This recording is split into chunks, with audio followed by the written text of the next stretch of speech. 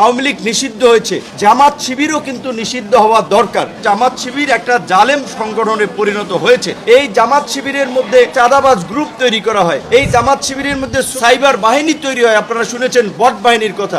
তাদেরকে প্রশিক্ষণ দিয়ে যে তারা মারা গেলে তারা বেহেশতে চলে যাবে। সারা দেশের কর্মকাণ্ডটা দেখাচ্ছে যে জামাত শিবির একটা জালেম সংগঠনে পরিণত হয়েছে।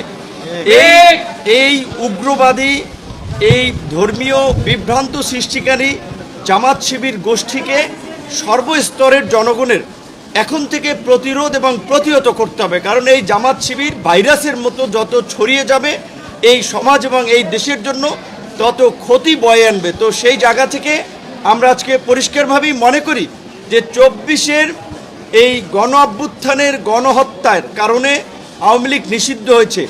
৭১-এ কিন্তু এর চেয়েও ভয়াবহ গণহত্যা, লুটপাট, গণধর্ষণ হয়েছে।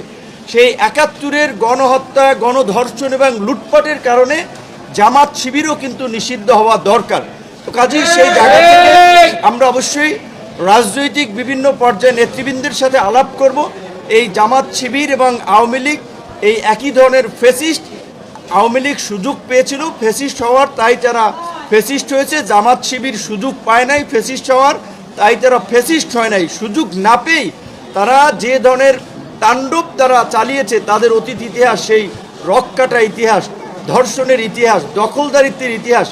অন্তর্বর্তীকালীন সরকারের সময় আমরা দেখেছি কিভাবে এই ছাত্র আন্দোলনের নেতাদেরকে ব্যবহার করে তারা বিভিন্ন সরকারি অফিস, আদালত, ব্যবসা প্রতিষ্ঠানে দখলবাজি, চাঁদাবাজি চালিয়েছিল। এবং এই ৬ মাসে তারা সরকারকে মূলত ব্ল্যাকমেইল করে, সরকারকে বিপদে ফেলে, সরকারের উপরে চাপ তৈরি করে তারা তাদের রাজনৈতিক ধান্দা হাসিল করতে চায়। ইসলামী ব্যাংক দখলে নিতে চায়, এরকম আর্থিক প্রতিষ্ঠান, বিভিন্ন প্রতিষ্ঠানে তাদের লোকজন শেয়ার নিতে চায়। একটা ভাগ বাটোয়ারা তারা চায়, প্রকৃত অর্থে ক্ষমতার ভাগ বাটোয়ারা। কাজেই এই জামাত শিবিরকে কোনোভাবেই সুযোগ দেওয়া যাবে না। এরা সুযোগ জেলে ভবিষ্যতে এই দেশ তথা এই জাতির জন্য একটা ভয়ঙ্কর বিপর্যয় ডেকে নিয়ে আসবে। তাই আমি সকল পর্যায়ের রাজনৈতিক দলের নেতৃবৃন্দকে আমি আহ্বান জানাবো, আওয়ামী লীগ এই ২৪-এর গণহত্যার কারণে নিষিদ্ধের পাশাপাশি ৭১-এর গণহত্যা, লুটপাট এবং ধর্ষণের কারণে জামাত শিবির আওয়ামী লীগ নিষিদ্ধ করে গিয়েছে। সেই নিষিদ্ধ অন্তর্বর্তীকালীন সরকার তুলেছে, কিন্তু এখন যেহেতু নির্বাচিত সরকার, এই সরকারকেও সেই বিষয়ে ভাবতে হবে।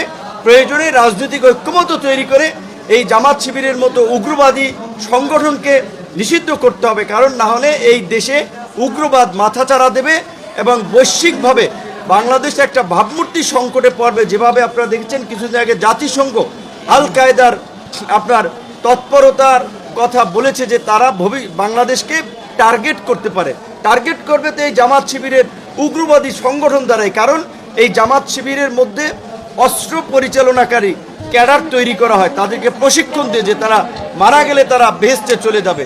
এই জামাত শিবিরের মধ্যে আপনার চাঁদাবাজ গ্রুপ তৈরি করা হয়, এই জামাত শিবিরের মধ্যে সন্ত্রাসী গ্রুপ তৈরি করা হয়, এই জামাত শিবিরের মধ্যে সোশ্যাল মিডিয়ায় প্রোপাগান্ডা ছড়ানোর জন্য সাইবার বাহিনী তৈরি হয়। আপনারা শুনেছেন বট বাহিনীর কথা।